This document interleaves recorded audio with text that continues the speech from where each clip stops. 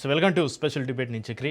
పశ్చిమాసియా మళ్ళీ హీట్ ఎక్కుతుంది. అమెరికా ఇరాన్ మధ్య హైటెన్షన్ వాతావరణం నెలకొంది. హర్ముజ్ జలసంధిలో ఆధిపత్య రగడకు తెరపడడం లేదు. పవర్ గేమ్ కంటిన్యూ అవుతూ వస్తుంది. తాజాగా 45 నౌకలను ఇరాన్ బ్లాక్ లిస్టులో పెట్టింది. అందులో 14 భారత నౌకలు ఉన్నాయి. ఇక టెహ్రాన్ బ్లాక్ లిస్టులో ఇండియా బల్క్ క్యారియర్ మహరూస్ ఎల్ఎన్జీ ట్యాంకర్ దిశ ఉన్నట్లుగా సమాచారం అందుతుంది. అమెరికా మద్దతు ఉన్న ఓమాన్ కారిడార్ను ఉపయోగించడమే ఆ నౌకలు చేసిన తప్ప. అగ్రరాజ్య ఆంక్షల హెచ్చరికలతోటి టెహ్రాన్ మైండ్ గేమ్ ఆడుతోందా? అటు అమెరికా ఆర్థిక ఆంక్షలు, ఇటు ఇరాన్ విదేశాలతోటి భారత్ ఉక్కిరిబిక్కిరి అవుతోంది. గండు నుంచి గట్టెక్కాలంటే మోడీ సర్కార్ ఏం చేయాలి? ఇరు దేశాల తీరుపైన ఢిల్లీ ఏం ఆలోచిస్తోంది?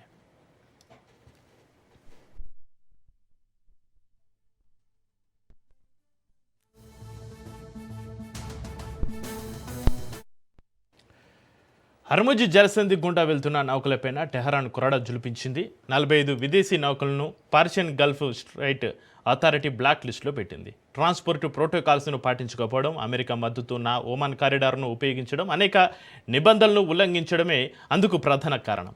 అయితే ఇండియా షిప్పులకు రెడ్ సిగ్నల్ పడడంతో ముడి చమురు ఎల్ఎన్జీ రవాణాకు తీవ్ర అంతరాయం ఏర్పడుతుంది. సముద్ర రవాణా రికార్డుల ప్రకారం బ్లాక్ లిస్టులో ఉన్న చాలా నౌకలకు యుఏఈ సంస్థలతోటి సంబంధం ఉందంటుంది ఇరాన్. మరికొన్ని నౌకలు ఖతార్, సౌదీ అరేబియా, దక్షిణ కొరియా, మాల్టా, సింగపూర్ దేశాలతోటి సంబంధం కలిగి ఉన్నాయి. అందుకే మార్డాన్ అనే పాకిస్తాన్ ట్యాంకర్ను కూడా నిషేధించింది.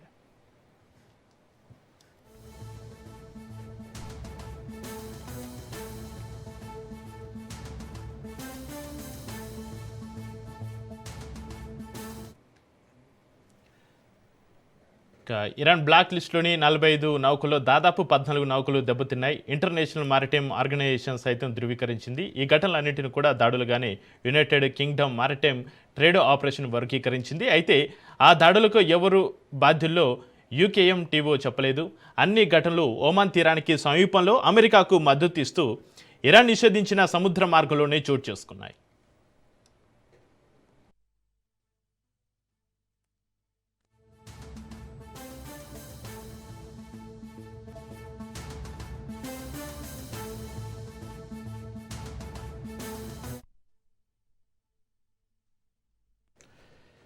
ఇప్పటికే టెహరాన్ పైన ఒత్తిడి పెంచేందుకు ట్రంప్ ఆంక్షలు బటపట్టారు. ఇరాన్ ఆర్థిక వ్యవస్థను కుంగదీయడమే లక్ష్యంగా ఆపరేషన్ ఎకానమీ అవుట్కాస్ట్ చేపట్టారు. 4 భారతీయ సంస్థలపైన నియంత్రణ విధించారు. అందులో Sadashiv Overseas Limited, PP Softech Private Limited, Prakritis Infra, Impex India Private Limited, Port Ease Partners LLP సంస్థలు ఉన్నాయి. ఇరాన్కు లభిస్తున్న ఆర్థిక వనరులను దెబ్బతీయడమే వాషింగ్టన్ టార్గెట్. అందుకే చమురు, పెట్రోకెమికల్స్తో పాటుగా shipping, banking, technology, gold, digital ఆస్తులపైన అగ్రరాజ్యం నిఘా పెట్టింది.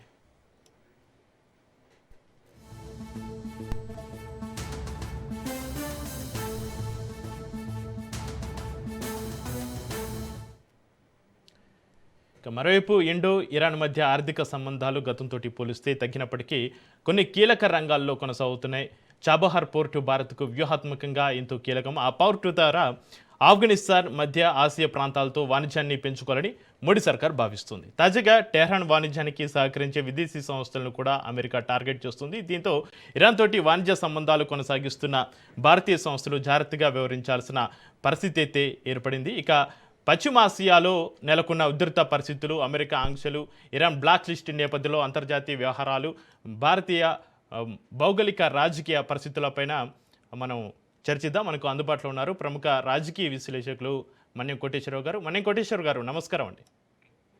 నమస్తే కోటేశ్వరరావు గారు, అమెరికా చేపట్టినటువంటి ఆపరేషన్ ఎకానమిక్ అవుట్కాస్ట్ కింద 4 భారతీయ సంస్థలపైన ఆంక్షలు వచ్చాయి కదా. రాబోయే రోజుల్లో ఇతర భారతీయ కంపెనీలపైన కూడా ఈ ప్రభావం పడే అవకాశం ఉందంటారా కోటేశ్వరరావు గారు? అమెరికా తీసుకున్నటువంటి చర్య తీవ్ర గర్హనీయమైనది. ఇరాన్ తోటి వాణిజ్యం జరపాలా లేదా లేదా ఇరాన్కి ఉత్పత్తుల్ని ఎగుమతి చేయాలా లేదా ఇరాన్ నుంచి దిగుమతులు చేయాలా అనేటువంటిది ఆయా దేశాలకు ఉన్నటువంటి హక్కు. ఆ హక్కుని నిరాకరించడానికి, ఏకపక్షంగా నిర్ణయించడానికి అమెరికాకి ఏ విధమైనటువంటి అధికారం లేదు, హక్కు లేదు. ఇది ఒక గూండాయిజం తప్ప మరొకటి కాదనేది మనం చెప్పుకోవాలి. అందువల్ల మరి భారతీయ దాని మీద ఆ విధమైనటువంటి ఆంక్షలు విధించినప్పుడు మన ప్రభుత్వం ఎందుకు మౌనంగా ఉన్నది అనేటువంటి ప్రశ్నకి సమాధానం చెప్పుకోవాల్సి వస్తుంది. వాళ్ళు ఓపెన్ గానే ఉన్నారు, అమెరికాలో ఓపెన్ గానే ఉన్నారు, ఎవరిని నిషేధించాలి కాదు. మరి మనం ఎందుకని చేతులు నలుపుకుంటూ కూర్చున్నాం అనేటువంటి ప్రశ్న తలెత్తుతుంది. మరి మన ప్రభుత్వం ఇంతవరకు దాని మీద ఏ విధమైనటువంటి స్పందన వెల్లడించలేదు. అంటే అమెరికా ఆదేశాన్ని మనం అంగీకరించినట్లా అనేటువంటి ప్రశ్న వేసుకోవాల్సి వస్తుంది. ఇక హార్ముజ్ జలసంధిలో ఓమన్ వైపు నుంచి వస్తున్నటువంటి నౌకలు, లేకపోతే దీని గురించి బ్రిటిష్ సంస్థ ఇచ్చినటువంటి సమాచారం దాన్ని మనం పూర్తిగా నమ్మాల్సినటువంటి పని లేదు. ఎవరు దాడులు చేశారు అనేటువంటిది చెప్పకుండా ఏ విధమైనటువంటి నాటకం ఆడుతున్నదో ఆ సంస్థ స్పష్టం. ఇరాన్ దాడులు చేసిందా, ఒమన్ దాడులు చేసిందా, అమెరికా దాడులు చేసిందా? ఎవరు దాడులు చేశారో చెప్పకుండా వాళ్ళని కొట్టారు, లేకపోతే దాడి చేశారు, నౌకలు ధ్వంసం అయ్యాయి అని కాకమ్మ కథలు చెప్తే నమ్మాల్సినటువంటి అవసరం లేదు. రెండోది, ఒమన్ కి ఇరాన్ కి మధ్య ఎక్కడ పంచాయతీ లేదు.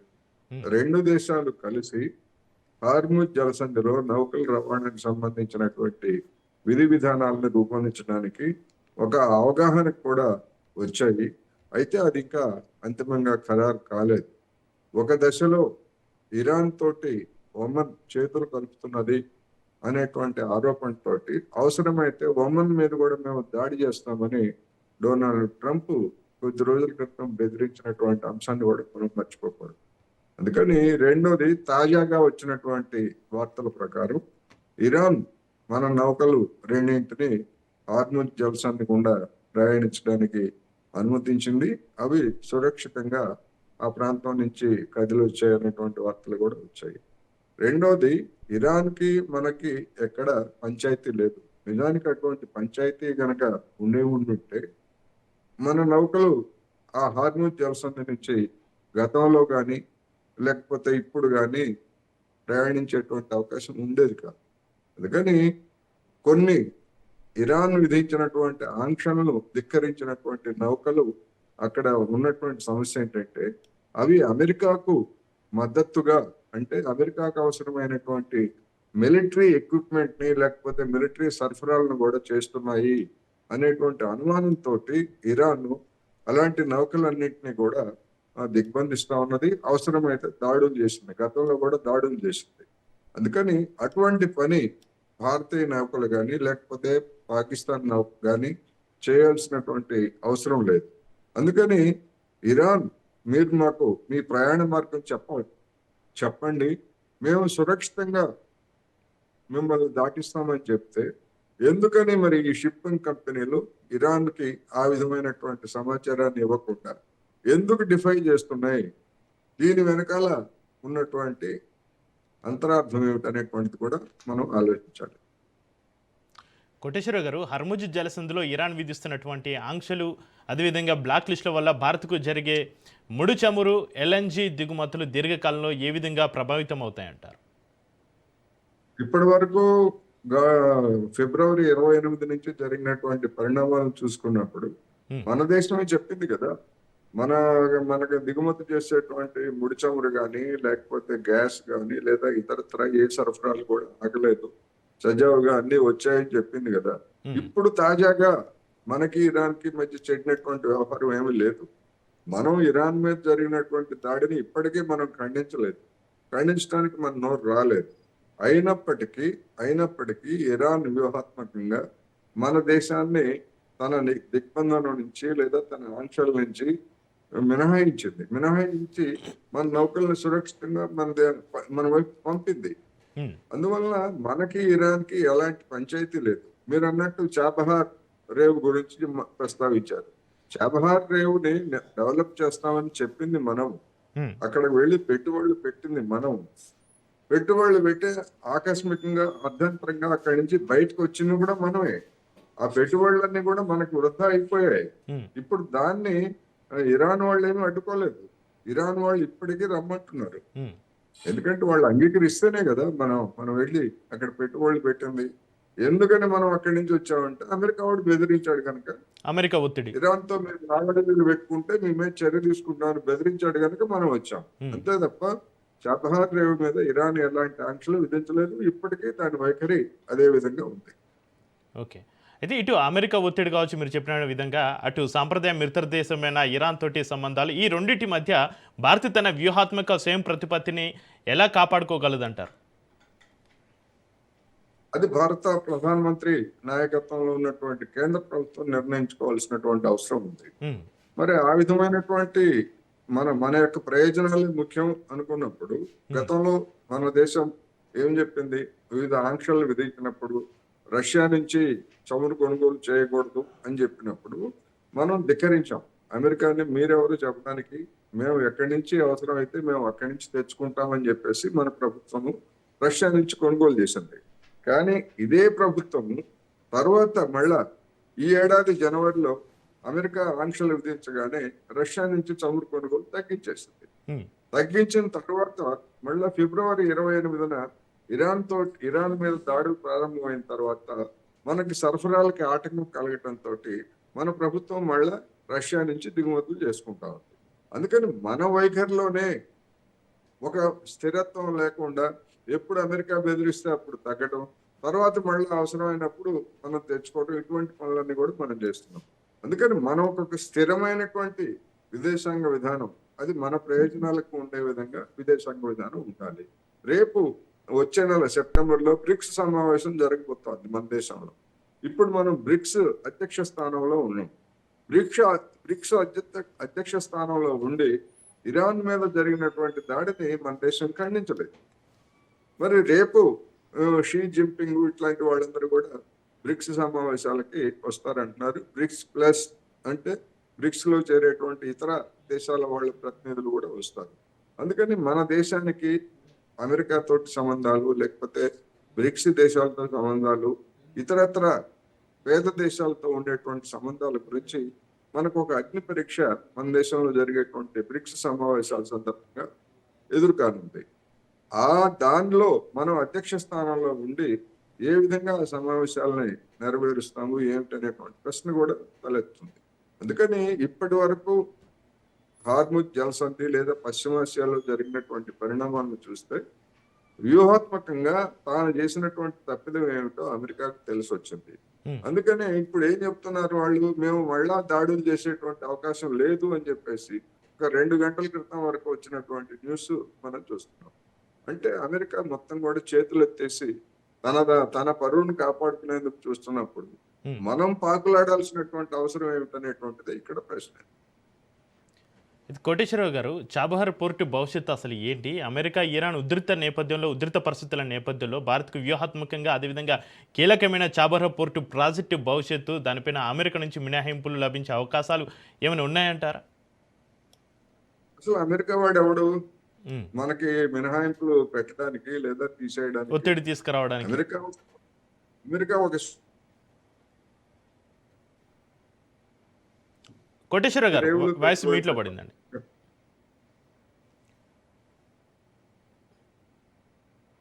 ఇప్పుడు వస్తుందా? ఇప్పుడు ఓకే అండి, ప్లీజ్ కంటిన్యూ. ఇప్పుడు మన మీద ఆంక్షలు విధించడానికి మనం ఎట్లా నడవాలో, ఎట్లా నిద్రపోవాలో, ఎట్లా లేవాలో చెప్పడానికి అమెరికా వాడేవాడు అసలు? ఇది ప్రశ్న. అందుకని చాబహార్ రేవుని మనం ఎందుకని పెట్టుబడులు పెట్టాం? అక్కడ మన ప్రయోజనాలు దాగున్నాయి కనుక పెట్టుబడులు పెట్టాం. ఎందుకని వెనక్కి తగ్గాం? అమెరికా వాడు బెదిరించాడు కనుక తగ్గాం. అందుకని తేల్చుకోవాల్సింది ఎవరు? మనమే తేల్చుకోవాలి. చాబహార్ లో మేము పెట్టుబడులు పెడతాము. అంటే అమెరికా తోటి ఉన్నటువంటి సత్సంబంధాలు దెబ్బతినకూడదని.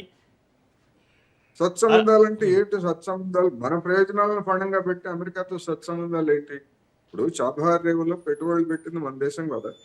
మనకు అవసరం అది.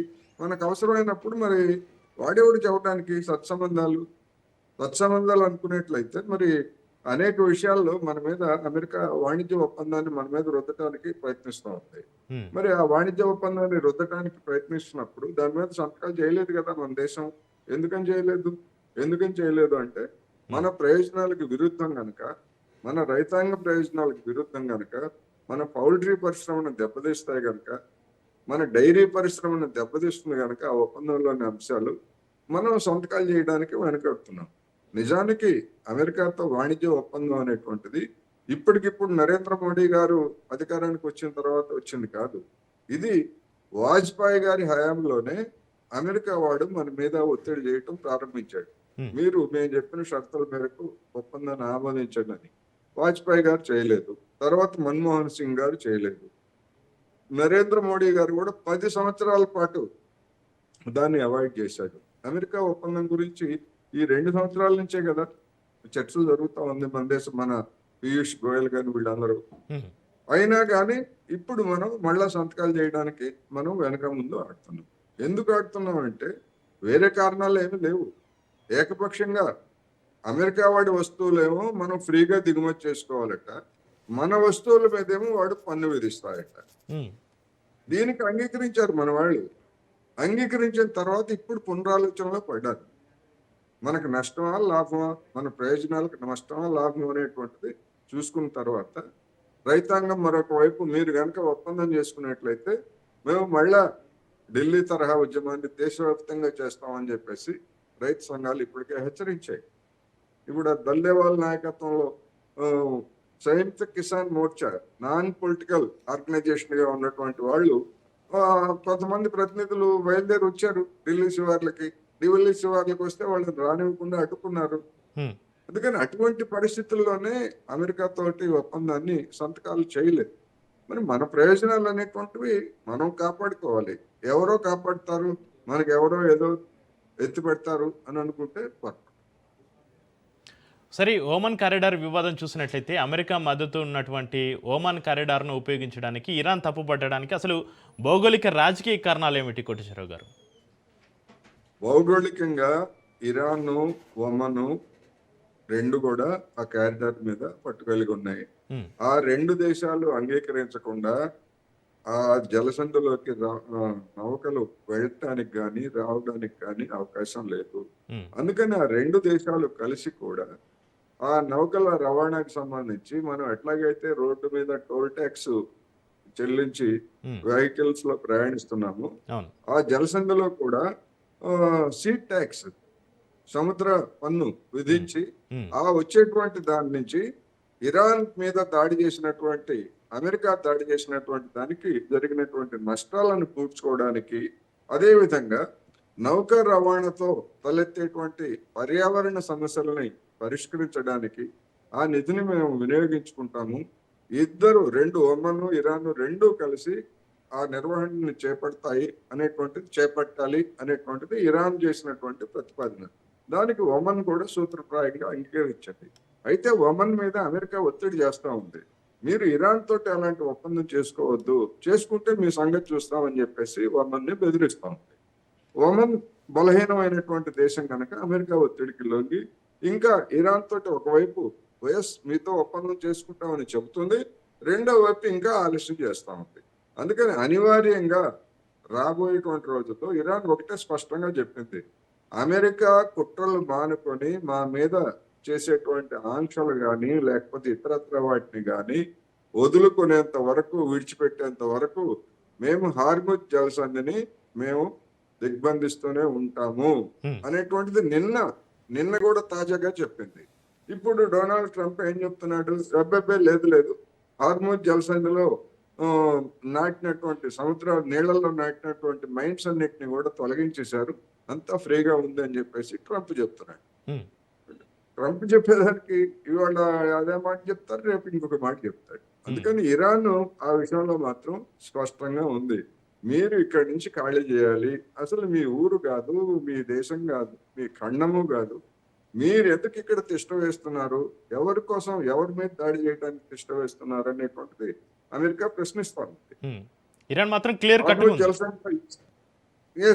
గా ఉంది. హార్ముజ్ జలసంధిలో ఇప్పటికే అమెరికా సైన్యాలు ఉన్నాయి కదా, దానికి వెలుపల ఎందుకున్నాయి, ఎవరి మీద దాడి చేయడానికి ఉన్నాయి.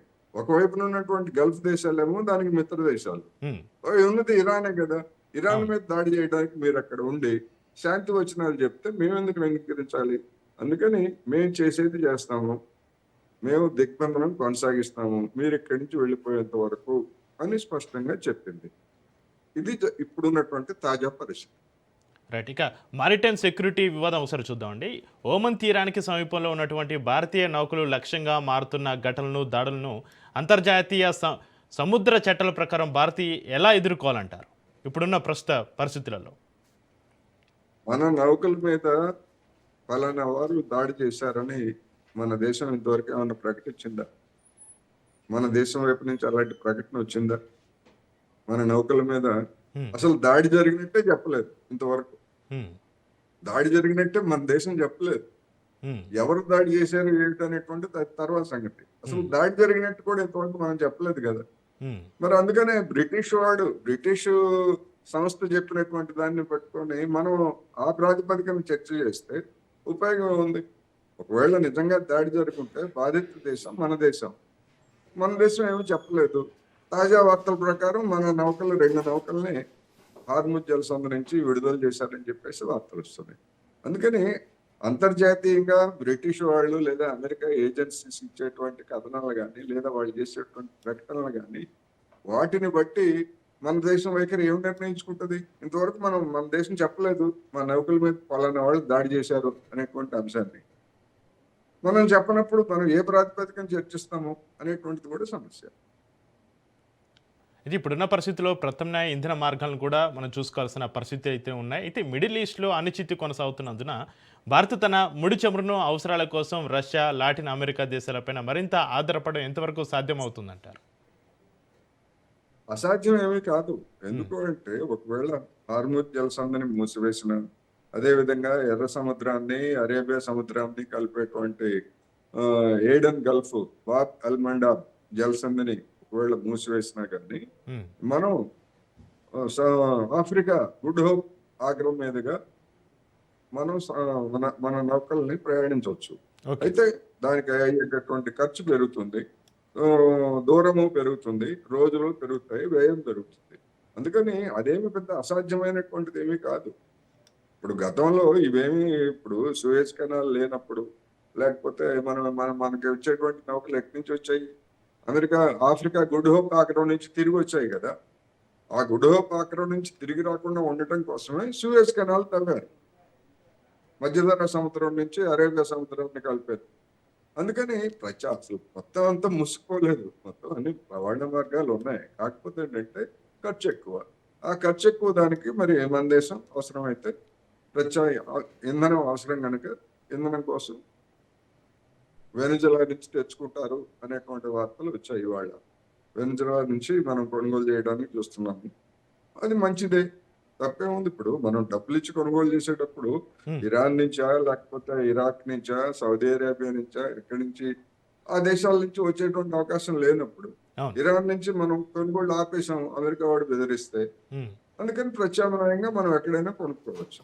అయితే ఆ కొనుగోలు చేసిన వెనిజులా నుంచి వచ్చేటువంటి చమురు మనకి తడిసి మోపడవుతుంది. మన వినియోగదారులు ధరలు పెంచుతారు. దీనికి మనం సిద్ధమా కాదా? ఇవన్నీ కూడా సమస్యలు ఉంటాయి. ఓకే.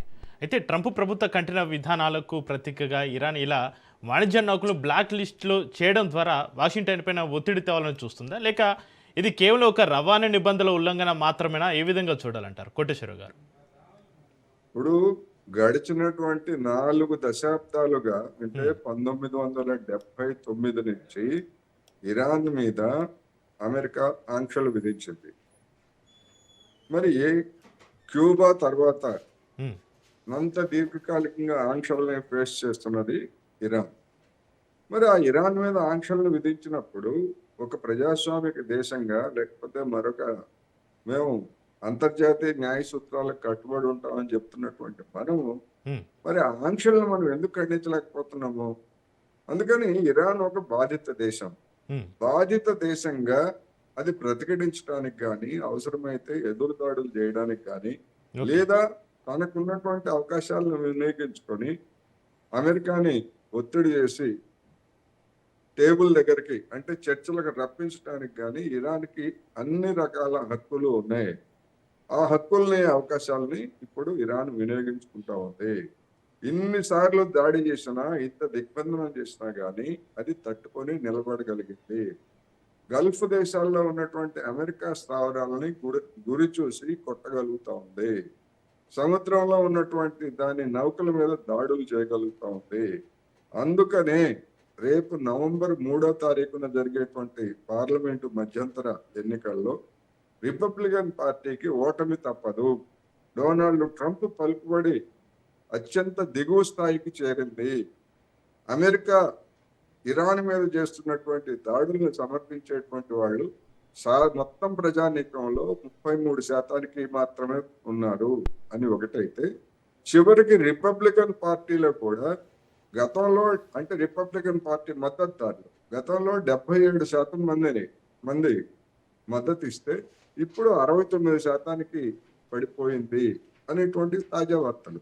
అందుకని అమెరికా చేస్తున్నటువంటి దాడిని అమెరికాలో ఉన్నటువంటి కార్మిక వర్గం కానీ లేకపోతే మేధావులు కానీ ఎవరు సమర్థించట్లేదు. ఒక ప్రతిష్టాత్మకంగా తీసుకొని దాడి ప్రారంభించారు కనుక మనం గనక ఏమి చేయకుండా తిరిగి వస్తే పరువు పోతుంది అనేటువంటి దాంతో అమెరికా పాకులాడుతా ఉంది తప్ప ఇప్పుడు మళ్ళా దాడులు చేసేటువంటి అవకాశం లేదని కూడా వాళ్ళే చెప్తున్నారు ఒకవైపు. రెండో వైపు మళ్ళా మరొకసారి మరింత కఠినంగా ఆర్థిక ఆంక్షలను అమలు జరుపుతామని చెప్పేసి అదే ట్రంప్ చెప్తున్నాడు. అందుకని ఇప్పటి వరకు చేసినటువంటి ఆంక్షలు ఇరాన్ మీద ఏ విధమైనటువంటి ప్రభావం చూపలేదు. అంటే వాళ్ళు పడే కష్టాలు పడుతున్నారు. ఎందుకంటే ఏం చేస్తారు అనేటువంటి ధోరణికి వాళ్ళు వచ్చేసారు. వచ్చిన తర్వాత ఇప్పుడు అమెరికా దిక్కు దోచడం లేదు. ఇది పరిస్థితి, తాజా పరిస్థితి. అయితే కోటేశ్వరరావు గారు, ఈ ప్రాంతీయ ఉధృత పరిస్థితులు ఇలానే కొనసాగుతున్నాయి. షిప్పింగ్ ఛార్జీలు పెరగడం వల్ల భారతీయ ఎగుమతిదారులు కావచ్చు, ఇటు దేశీయ ద్రవ్యోల్బణంపైన ఎలాంటి ప్రభావం పడే అవకాశం ఉందంటారు? ఎందుకంటే ఇంతకుముందు మీరు చెప్పారు, మనం ఫస్ట్ చర్చించుకోవాలి, ముందు చూపు ఉండాలి, ఆర్థిక వ్యవస్థ పరిణామాలపైన మున్ముందుగా చర్చలు జరగాలని. ఇప్పుడు దీనివల్ల మన ట్రాన్స్పోర్ట్, మన ఎగుమతులు ఆ మార్గం నుంచి వెళ్ళకపోయేట్లయితే మన ఎగుమతుల ఖర్చు కూడా పెరుగుతుంది. అంటే అంతర్జాతీయ మార్కెట్ లో మన వస్తువుల పోటీని మనం తట్టుకోలేము. అందుకని ఎక్కువగా రాయితీలు, ఎగుమతిదారులకు రాయితీలు ఇవ్వాలి. రాయితీలు ఇచ్చేటువంటి పరిస్థితి కేంద్ర ప్రభుత్వం దగ్గర ఉందా లేదా అనేటువంటి ఒక సమస్య. దిగుమతి చేసుకునేటువంటి చమురు, గ్యాస్ లేకపోతే ఎరువులు, ఇటువంటి వాటి ధరలు పెరుగుతాయి. ఆ ధరలు పెరిగితే మరి ఇప్పుడు ఎరువుల ధరలు పెరిగితే వాటిని రైతాంగం మీద రుద్దేటువంటి అవకాశం అయితే లేదు. ఇప్పటికే రైతులు నడుము విరిగి ఉన్నారు. అందుకని అదనంగా ఎంత అయితే అంత కేంద్ర ప్రభుత్వం భరించాలి. కానీ పెట్రోల్ లేకపోతే గ్యాస్ ఇటువంటి విషయాల్లో మాత్రం ఏమాత్రం కనికరం లేకుండా, దయాదక్షిణ్యం లేకుండా, సబ్సిడీలు లేకుండా మన మీద ప్రభుత్వం వసూలు చేస్తా ఉంది. ప్రజల మీద భారం పడకుండా చూడాలి. ఇప్పుడు $120 ఉన్నప్పుడు ఇప్పుడు మనం చెల్లిస్తున్నటువంటి పెట్రోల్, డీజిల్ ధరలు ఎప్పుడు $120 ఉన్నప్పుడు నిర్ణయించినవి. ఇప్పుడు ఇవాళ మనం మాట్లాడుకునే సమయానికి $86-87 మధ్య ధర ఉంది. మరి ఎందుకని తగ్గించట్లేదు? $30 పైగా అంతర్జాతీయ మార్కెట్లో ధర పతనమైనా కానీ మనం చెల్లించేటువంటి వినియోగదారులుగా మనం చెల్లించేటువంటి దానికి ఎలాంటి మినహాయింపు, తగ్గింపు లేదు. అందుకని మరి చమురు కంపెనీలకు నష్టాలు వచ్చినాయని చెప్పారు, పెంచారు. ఇప్పుడు మరి ఆ చమురు కంపెనీలకు నష్టాలు తగ్గాయి కదా. తగ్గిన తర్వాత ఎందుకని తగ్గించట్లేదు? ఇది ప్రధానమైనటువంటి సమస్య. అందుకని దీంతో ద్రవ్యోల్బణం, అన్ని రకాల వస్తువుల ధరల మీద ద్రవ్యోల్బణం పెరుగుతుంది, ధరలు పెరుగుతున్నాయి. మనం చూసాం, ఎల్నినో కారణంగా పంచదార ఉత్పత్తి తగ్గిపోతుంది అనేటువంటి భయం సృష్టించి పంచదారను black market తరలించేశారు.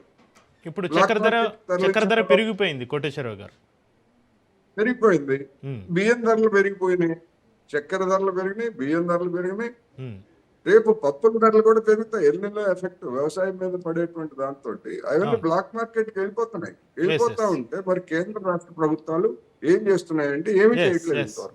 Right, thank you Koteswararao గారు, మీ అభిప్రాయాన్ని మాతో షేర్ చేసుకున్నందుకు. ఇది వాళ్ళ స్పెషల్ డిబేట్. చూస్తూనే ఉండండి రాష్ట్ర న్యూస్.